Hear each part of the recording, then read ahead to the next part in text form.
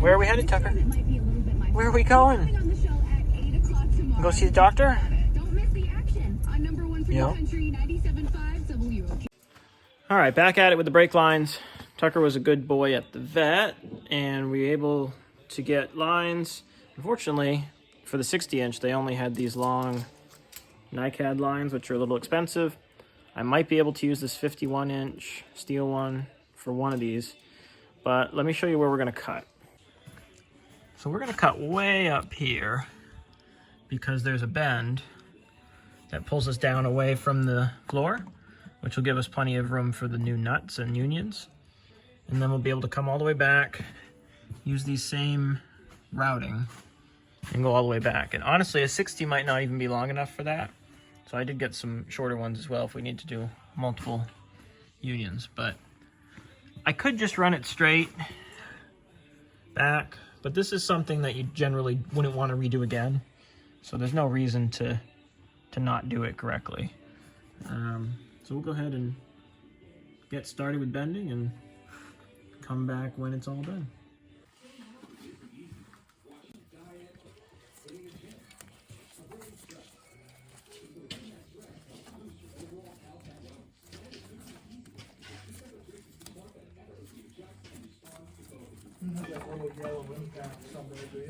It's right there on the lift.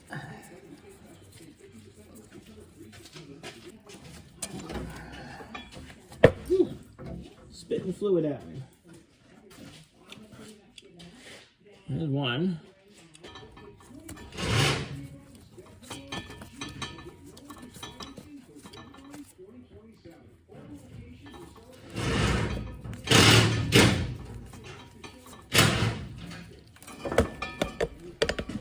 Okay. All right, I have some preliminary bends down here. So we have the old line, and these two were basically the same. So new line, basically mirroring, going over to here. And then we have, this was one piece line all the way over to the driver's side. So that I bent in place on the car because there were so many things I had to get around. So we have that hooked up right here. And we go up and over the rear axle, which I think on this, it might be a torsion tube. No, it's just a support beam. And we go up and over that, we come across, kind of trace above, we get a hump for the drive shaft, and that's going to be held up with some zip ties and stuff. It's not an exact trace, but it gets me basically to where I need to be over here. I might actually have to stretch this just a touch to make sure we're gonna connect, but I think I have enough line to do that. So next we get a union together and we'll connect these. We need to find the flare tool. We can't find Dad's flare tool. I don't know why, but I have one at home. I just forgot to bring it, so I guess I'll go get mine. So I kind of just have this set in place, but you guys can get an idea. So it's gonna be somewhere around there. And it's gonna curl back along the same line that the other one went to. And then we hook in right there with that union to the other one, which goes across and up into this hose. So that's gonna work. I need a longer section here. I need another 30-inch piece, which I thought I had, but apparently I don't. So that mixed with the flare tool means another trip out of the barn. Chalk it up to my own lack of preparedness, but oh well. But it is coming along. We'll have it out of here tomorrow for sure. I have some other projects back at the house I want to go do today. So we'll just save this for tomorrow. But anyway, we're getting there. Okay, we're back and we're about to flare. So I have my clamp on and then I have my anvil, and we're gonna just measure the depth that the brake line is sticking out of the clamp, and it should be exactly flush with the anvil. See that? So that's perfect. Flip the anvil over, stick it in the hole, which can be tricky sometimes because the cutter bends over the metal. So you might have to stick a little punch in there first Let me set you guys down, see if I can't get it in with 2 hands.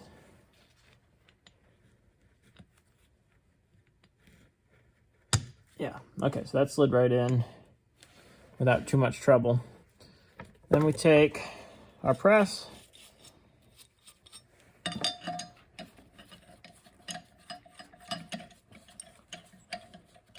get it lined up.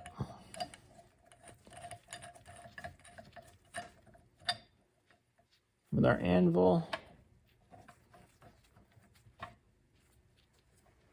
get it as straight as we can. There we go, right there. It's not perfect, but it'll have to do. And then we tighten until the anvil's flush with the clamp. You need to have your clamp really tight because this will push the line right back through instead of crushing it if it's not tight. So keep an eye out for that.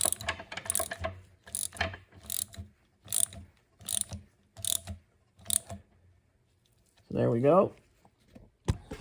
Our anvil is completely flush with the clamp. We'll pull it off. And exactly what I said would happen happened, I think. Did it slip?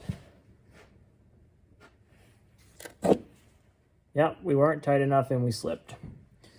So we'll loosen it. Slide it back. Yeah, that's a bummer. That happens a lot with these coated lines, especially if they're old and they got grease on them and stuff. That should be good. Tighten it up again. Guess I'm gonna have to be more aggressive with my tightening. Go right down. Very, very tight.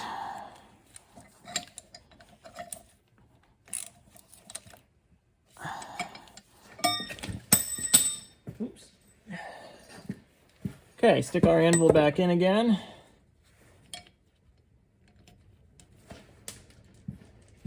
Without dropping it would be ideal. Okay.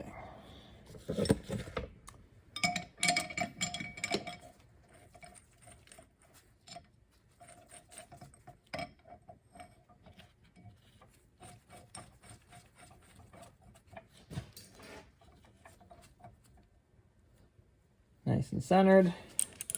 And we try again.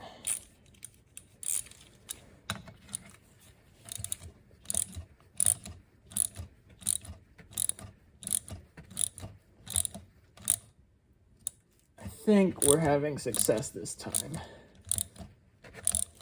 Feels a little different. We're actually crushing metal, of course.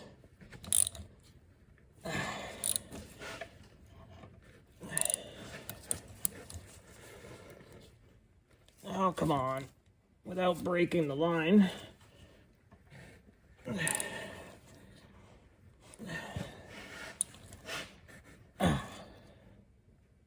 Perfect. Good thing this line's not rusty because I'm bending it all to heck. Back off. Come on.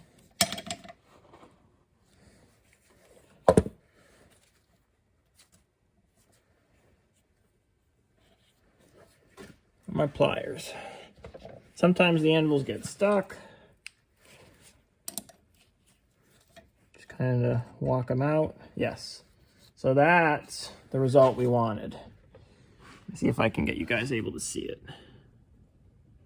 See how that's kind of bubbled over? So now we're done with the anvil. We've taken that out. We just need to push in the pin on the clamp, and that's what's gonna give us our inward double flare.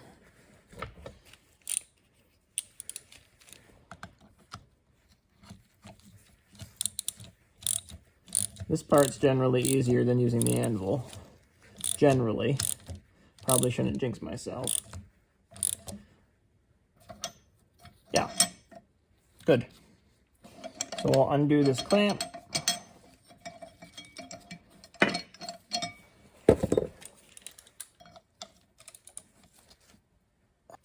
And what we're left with is a beautiful double flare.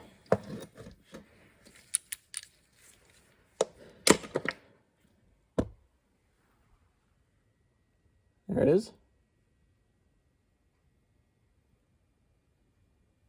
But, like every time, I forgot to put a nut on. Every time I do this. Literally every single time. So here we go again. Cut it off and start over. All right, we did it correctly this time. Here's what it looks like with new flares.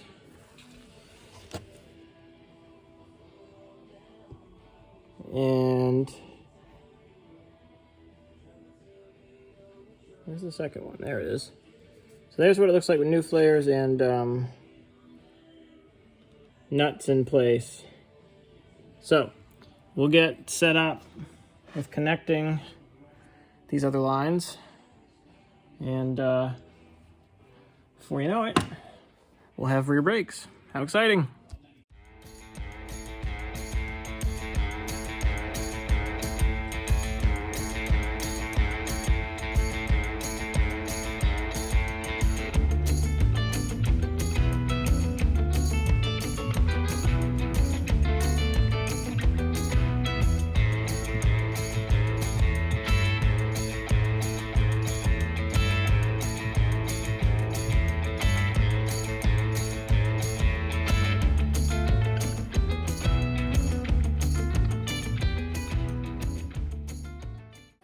All right, we're in. Old line to new line. Comes around, up in the original hanger. And then we got one going over to the passenger. One going over to the driver's side, I should say. Right up in there. And one to the passenger side. Right there. So we're ready to try and crack the bleeders. On these, they've been soaking. I don't have a lot of confidence, and I'm also pretty sure these lines are gonna blow. I have them if they do. I just haven't put them in yet, so we're gonna try and bleed without them, just because I'm out of time and I want this thing off the lift. So let's do that. See if these bleeders will pop. Okay, looks like a 10. It is a 10. Very rusty. I don't know. I'm not feeling great about it.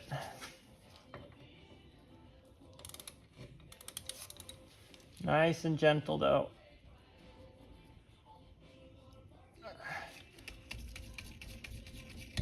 Yep. That coil did its job. So that bleeder is good to go. Put a little more coil. Impressive product, that stuff. Okay, so we'll be able to crack that, no problem with the wrench. Try the other side. This one still has a cap on it. Wow. Fancy pants.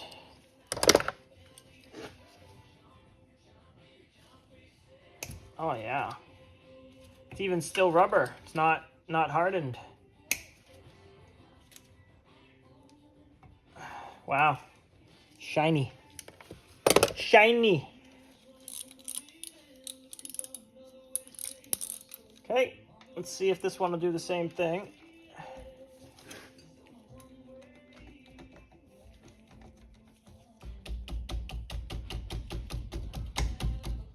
Yep. That's impressive. Coil. I'm really happy with that.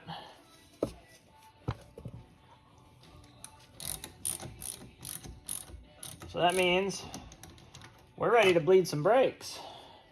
Cool. Okay. Okay, down.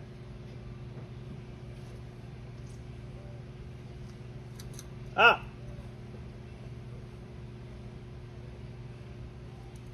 Down. Again. All right, good. We're finally sealed, I think. Those custom flares didn't work so well.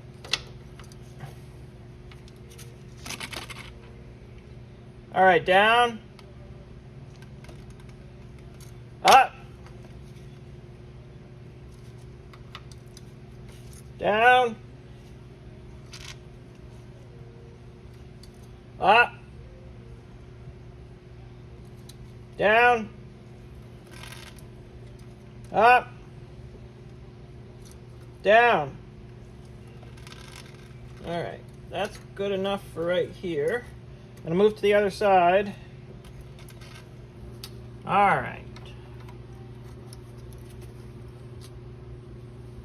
Down.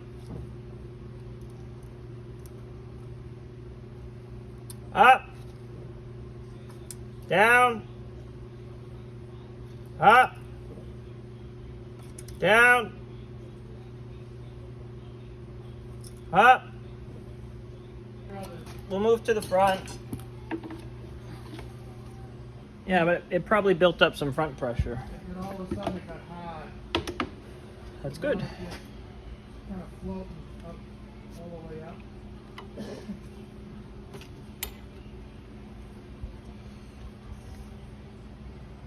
Okay, down.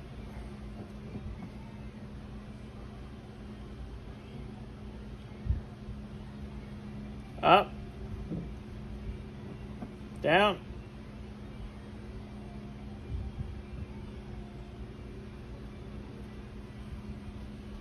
Up. Down. Anything coming out? No. Think your reservoir's empty?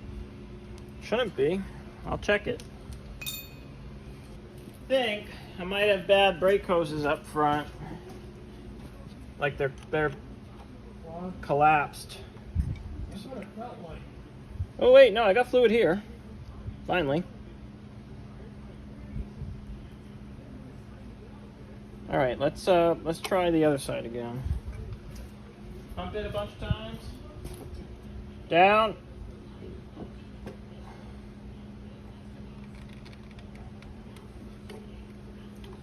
Oops. Up. Down. Up. Okay. I think the only one that's not working is the front passenger. The hose is clogged. It's almost like it's got a busted line somewhere, but I don't know. So you should have, pump it up, you should have a pedal. Yeah, there's a pedal. Okay, hold it down. Make sure it runs. And then I'll get the vacuum bleeder and try that on the try the vacuum bleeder on the passenger side.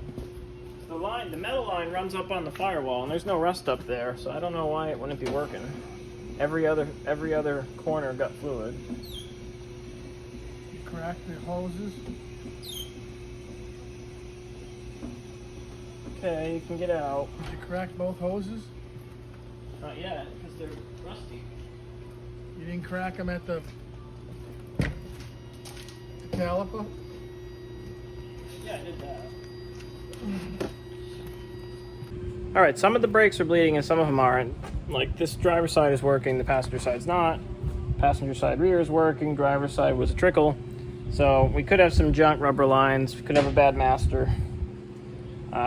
But right now I need to re-level the lift because it's gotten pretty crooked over the past few days. So I'm gonna put the wheels on, which will press on my rotors, take it off the lift, throw some fuel in it, fire it up, make sure everything's working, and then we'll get back on the brakes tomorrow. That's better.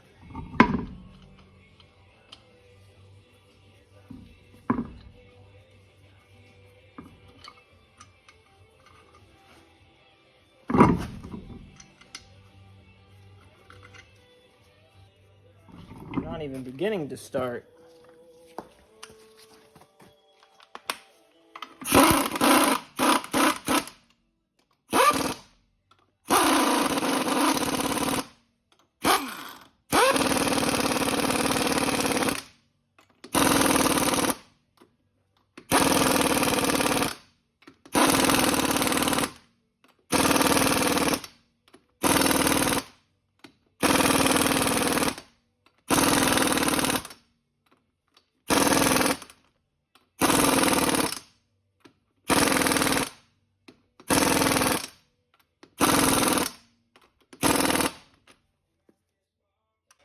I'm going extra tight because I'm pressing on the rotor.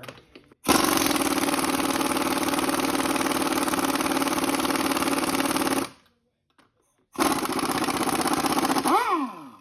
are ridiculously junk.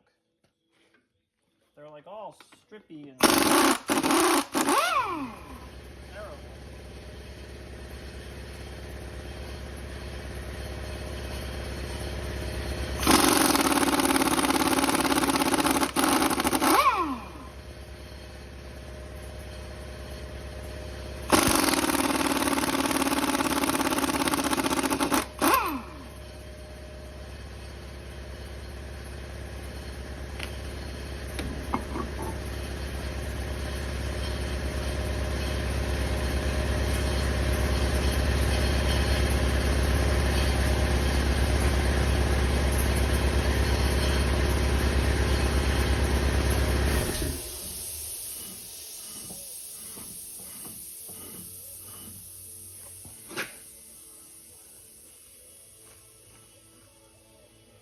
That's looking pretty flush.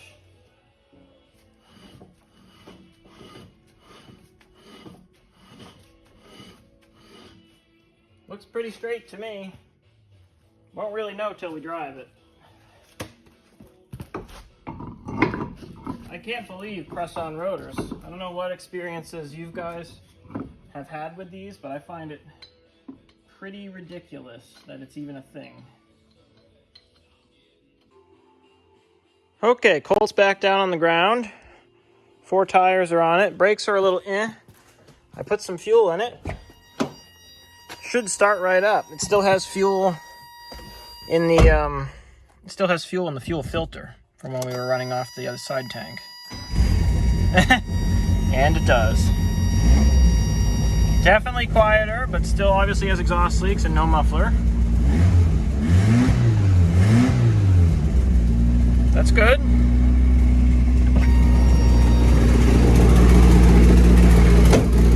Let's see if it moves.